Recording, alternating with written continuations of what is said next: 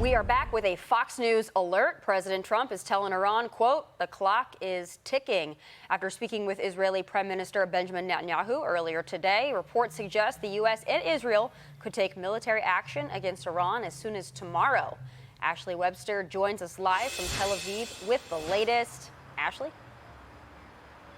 Yeah, hey there, Tommy. I think there is a sense in Israel tonight, certainly, that the chance of more military action against Iran is just a matter of time. As you say, President Trump having a talk with Israeli Prime Minister Netanyahu today lasted about 30 minutes.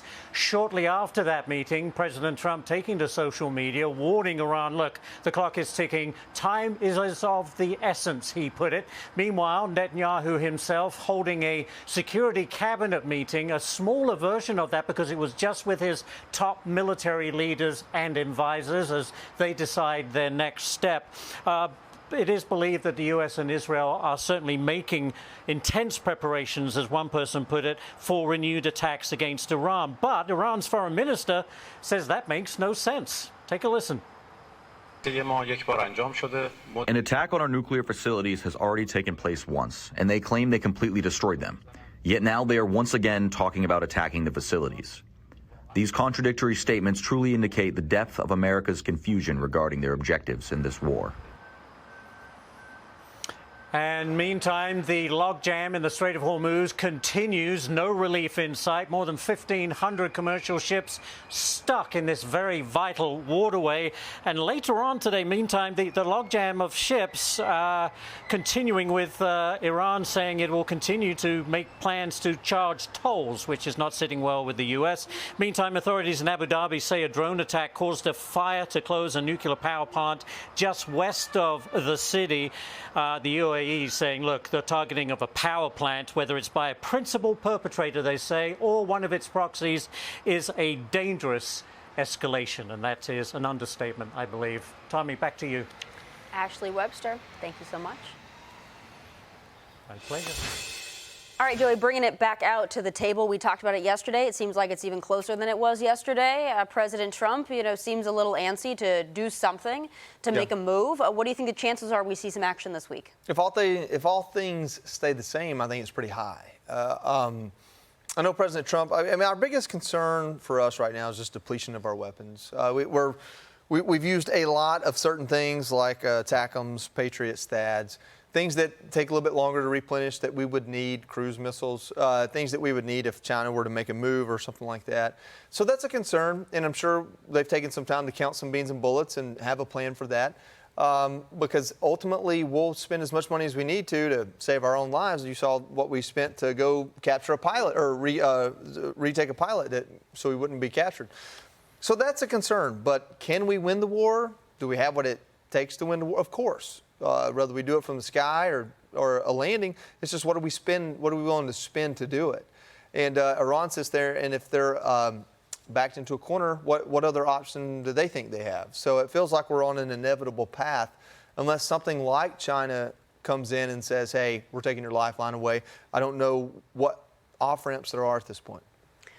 Anita, to that point, when we hear the foreign minister essentially taunting President Trump, saying, you said you got our facilities before, now you're saying you need to get them again. I mean, it feels like a taunt to me when I listen to it, or the translation of it anyway.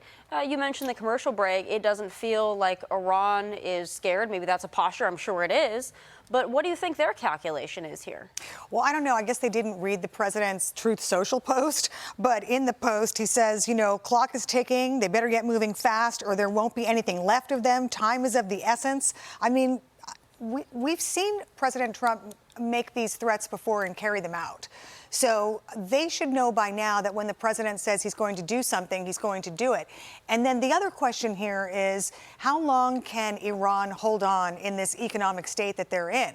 They haven't been able to export any oil for about a month. Their economy is in trouble. They have skyrocketing inflation. They have shortages of food and basic goods. So how much longer can they be in that position? I think, that's the question. Maybe they're waiting out what's going on here at home politically.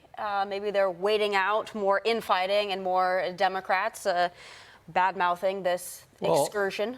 Well, the part of the problem is Iran is using its drone capabilities to go after the UAE and its nuclear facilities. So I think there's pressure still within the Middle East. Hey, United States, continue to do this. The United States took out their Navy. They have no Navy. They took out their Air Force. They have no ability to launch an aircraft. But they have the ability to move some money, pay their terrorists that they've paid in the past.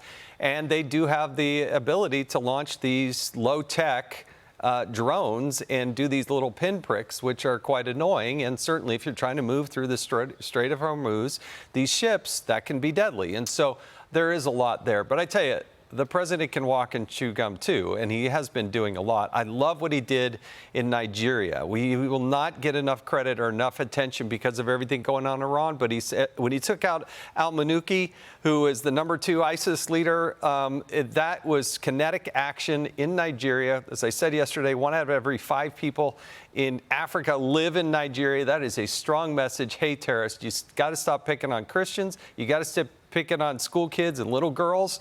And you know what? If you're going to act like a terrorist, you're going to get treated like a terrorist, and that means you're going to die.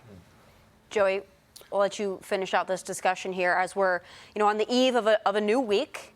You mentioned that you think probability is how we're going to do something. What does that straight look like? I'll tell you what we don't know. Now, the Department of War may know, but what we don't know are how many missiles, ballistic missiles, are sitting in tractor trailers around Iran, getting moved around by trucks. We don't know how many drones they have. We don't know what ability to inflict pain, either locally or regionally, is left. I would imagine we've used this time to try and find that out, to use intelligence to calculate that. Another thing is President Trump has said, hey, I'm just going to punch you. And then what's he done? He's extended this treaty, this peace ceasefire. And then he also suspended, Project Freedom, the idea of going ahead and pushing ships through the strait. So there is some cat and mouse going on here. And Iran's playing the only cards they have, I think, which is to try to extend that cat and mouse. What can they offer that doesn't cost them anything that would get President Trump to back off? And I think President Trump is on to the game a little bit. And I think those in Iran are very well aware that it's primary season. Yeah. So that perhaps calculates as well. Be sure to like and subscribe for all the Fox News latest on YouTube and catch full shows streaming now on Fox One.